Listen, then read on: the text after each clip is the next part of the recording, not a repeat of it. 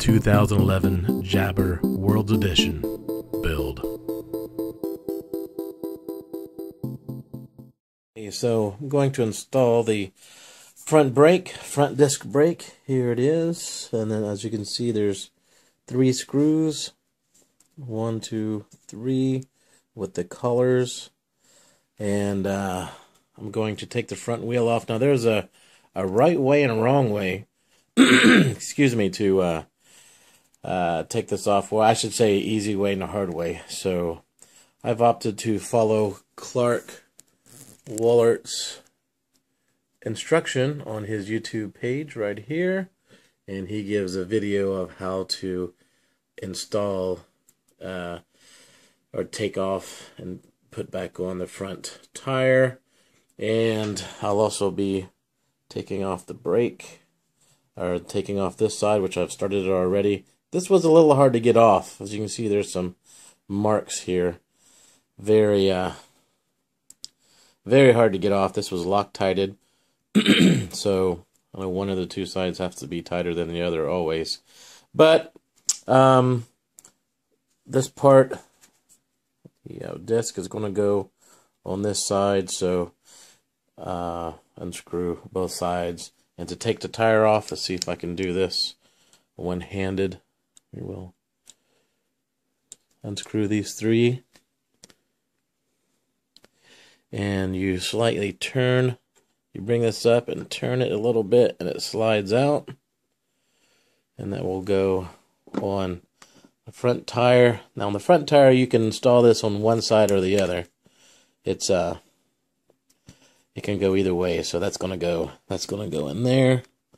It's a nice tight fit, and we'll put that over to the side. And then now we can unscrew this side, and you'll have to grip this really hard to unscrew this side. So it came, as you can see, there's some Loctite in there, which is fine. And then this, you'll be able to bring this out. So once this is pulled out, we can go ahead and bring it here and install the disc onto this side. As you'll be able to see, these collets go inside here so they can move freely, kind of like a floating caliper. Or I'm sorry, a floating disc. For the front, give it a good go. In there, start one. And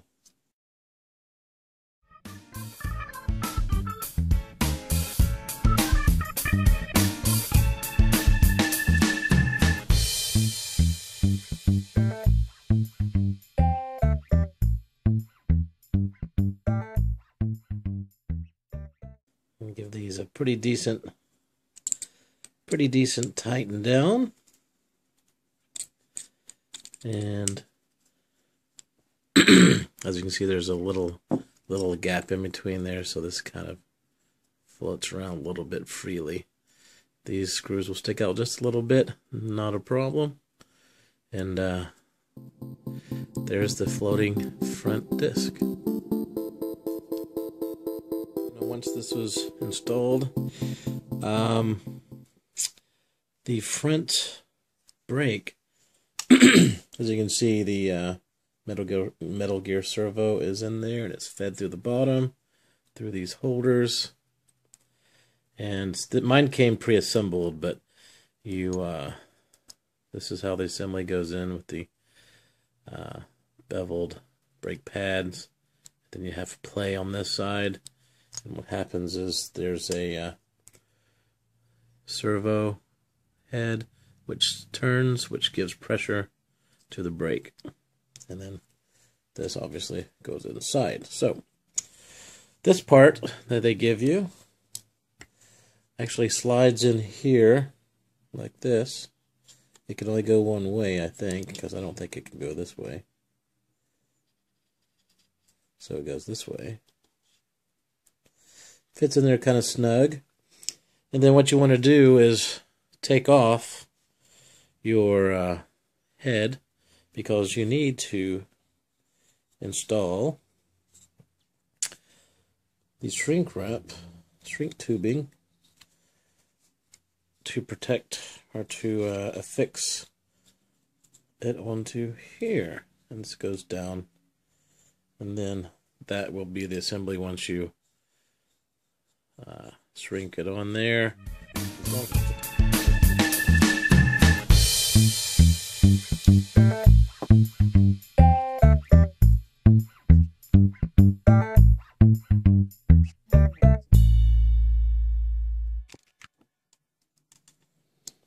There we go. Done. And remember, these only go in one way. So you can see there's snaps. They snap in, and I just took a razor and pulled those snaps out to bring them out.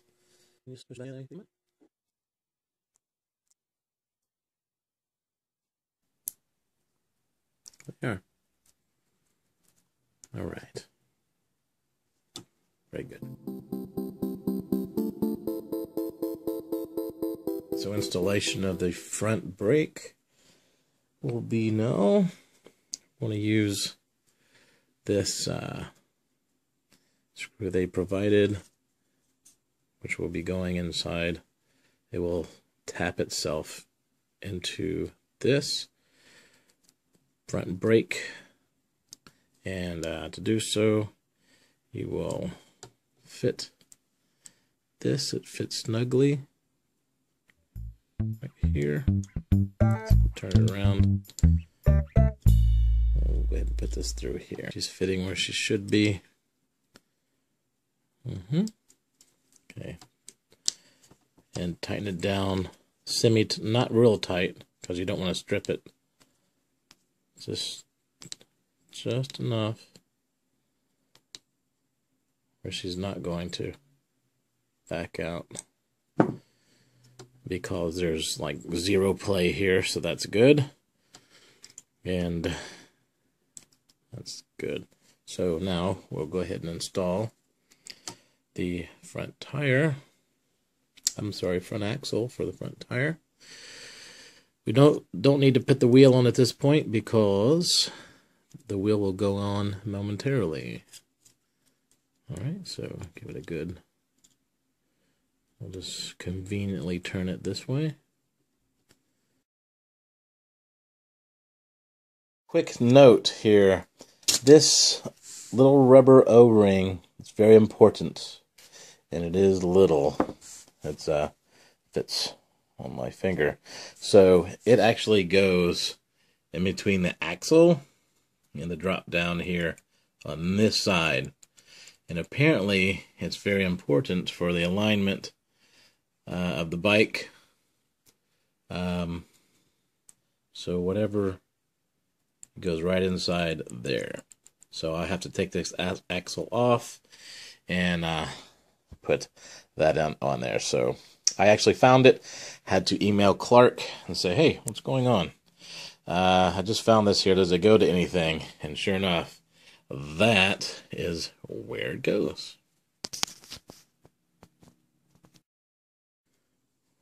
There's Loctite on there already. So, well, whoops, wrong one.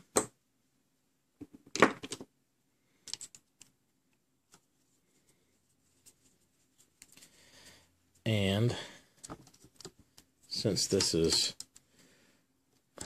a major spot, I want to make sure that's tied on there nicely.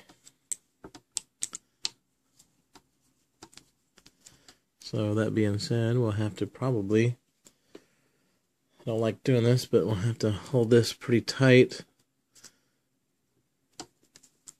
and give it a decent little turn without scoring anything.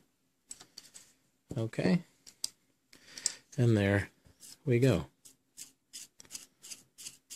Okay, so now we can install the front tire by just how he Clark showed on his video. Give this a slight turn. We'll take the tire with the outside location here, and we will do this. We'll install here, and then twist the inside, get it started to go over here, give it a little push, boom, comes right down. See that? Don't forget your collar, it's very important. We'll twist it again back, put the collar on, twist here, and install the screw, like so.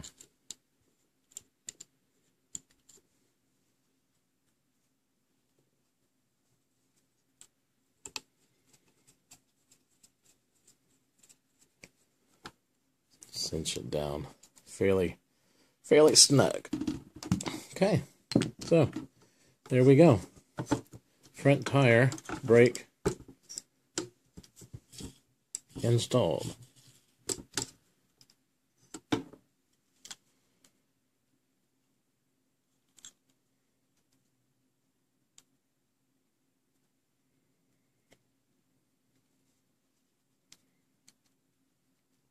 That's good. A bit of play. And then, as you can see, this is routed to the top quite nicely. Next. So front brake installed. You can just put in your screws to tighten down to affix your rim onto the axle. This only takes 3.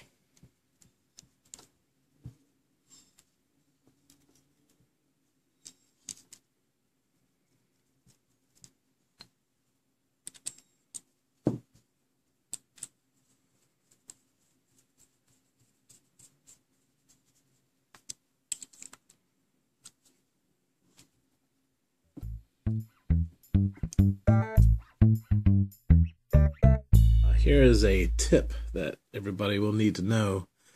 These screws that you screwed in for the front brake assembly here, or here, these screws will need to go through these set of holes. So this should fit in here, or you won't get proper alignment from the front forks. Okay, so when you put these in, don't do like I did. I have made a big mistake, and I just thought that were there, but they need to cinch down. Boom, there. Now they fit flush. So that's why there's only 3 screws, because the other 3 screws are taken up by the other holes. So pro tip there.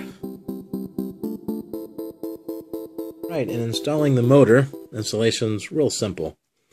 540 size motor, mesh proper, without too much mesh. That'd be great. And as we can see on this particular motor, small thing to work around is these contacts. They don't come out. They don't come out where it would be convenient.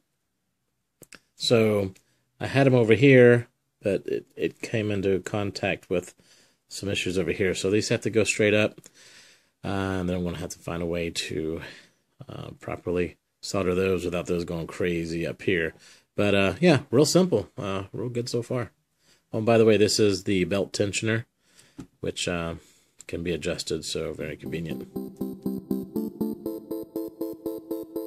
To installing the rear tire, we'll just go ahead and loosen the rear axle.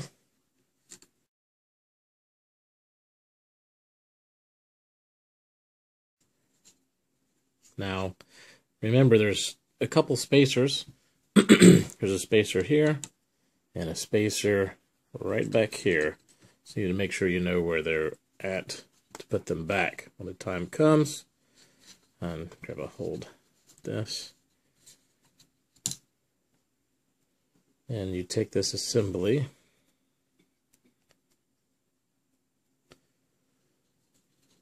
push it up, and then take it off. And there you have it. Temporarily put this right here. And this guy, the beveled side in, we'll put him here. Then we'll take this off. Take the spokes off. Put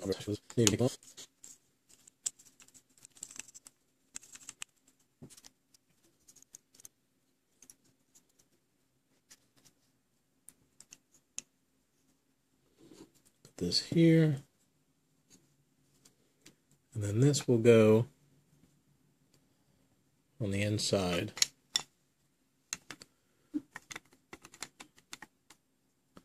The tire.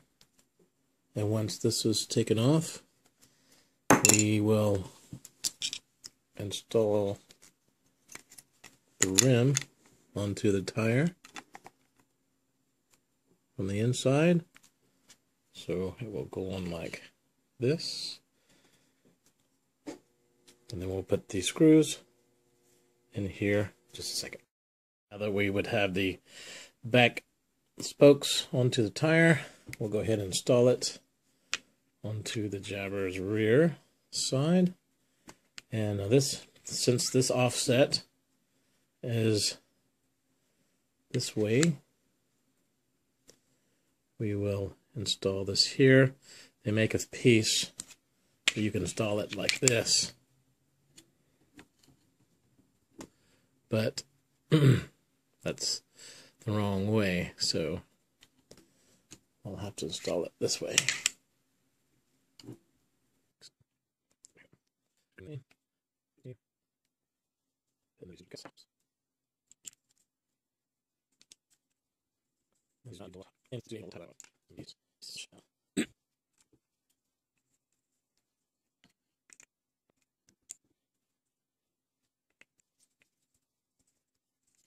So, taking papers, we go on, put the first.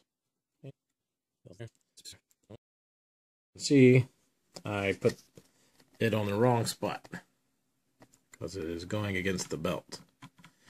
Not going to work. So now all we have to do is flip over the tire. Just take this off, take the rim off, and then just take the tire, just flip it over, and then it will seat because it's not exactly straight. And the wheel well, and definitely touching the belt. So, all right, you learn, so that's what we'll do. Okay, so there you have it. Now, as you can see, the wheel spins freely. It is in line with this and is definitely not touching anything here. So that's good. So when the time comes, you can flip this over. If you get more wear here, not enough here, or vice versa, you can take it just like we did and flip it over.